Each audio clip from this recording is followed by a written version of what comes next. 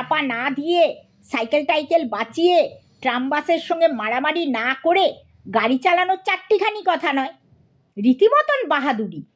বাচ্চাদের সামলে রিক্সার রিস্কের মধ্যে না গিয়ে, ঠেলা না মেরে, গাড়িদের না ঠেলে বেশ চালালো গাড়ি। হ্যাঁ, বেশ চালায়, কিন্তু দোষের মধ্যে এই হর্ন দেয় ভারী, ওইটাই ওর বড্ড বাড়াবাড়ি।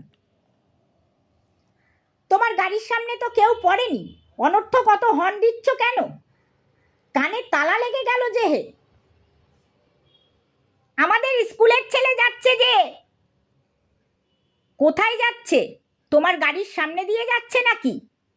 না না, ওই পাশের ফুটপাত দিয়েই তো, ওই যে ফুটপাত দিয়ে যাচ্ছে।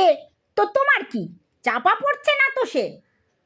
বারে, আমি গাড়ি চালাচ্ছি, চেয়ে দেখবে না? তাহলে মোটর চালাবার মজাটা কি মশাই? ক্রিং ক্রিং করার জন্যই তো সাইকেল চাপা, আর ভক ভক করার জন্যই মোটর। কেউ যদি না দেখলো তো কি হলো? এই সেরেছে, ওইটুকুন বাচ্চা ছেলে গাড়ি চালাচ্ছে, আর আমি ঠুটো জগন্নাথের মতো তার পাশে বসে। আমার বন্ধুদের কারো চোখে যদি এই দৃশ্য পড়ে তো আমি আর বাজারে মুখ দেখাতে পারবো না। কিন্তু আমার কথা শুনছে কে? যা ওর উৎসাহ! গাক গাক করতে করতে গাড়ি তো ওয়েলেসলির মোড়ে এসে পড়ল। গদাই বলল, গাড়িটা থামাবো এবার, সামনের বাড়িতে নেমন্তন্ন করতে হবে আমায়।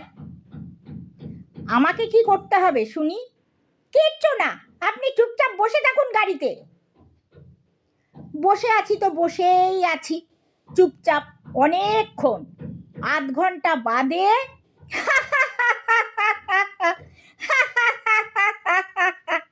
হাসতে হাসতে গদাই বললে, খাওয়াচ্ছিল কি না? সন্দেশ পেলে কি ফেলে আসা যায়? আপনিই বলুন। শুনে আমি খুব ক্ষুণ্ণ হলাম। সন্দেশ হচ্ছে এমন জিনিস যা চোখের আড়াল দিয়ে গেলে ভারী খারাপ লাগে, আর মুখে এলে তো বটেই, এমনকি মুখে না এসেও যদি কেবল সম্মুখে আসে তাতেও আনন্দ। চেখে দেখলে তো কথাই নেই, সেই সুধা শুধু চোখে দেখলেও আরাম। এই নিন নিন, আপনার জন্য এনেছি।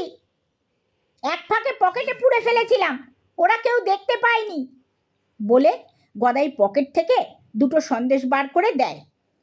সন্দেশ খেয়ে আমি খুব খুশি হয়ে উঠলাম। এতক্ষণ গদাইয়ের সঙ্গে আসার মজুরি পেলাম। আপনি আমার জায়গায় বসুন, এবার স্টিয়ারিং ধরে আমি একটু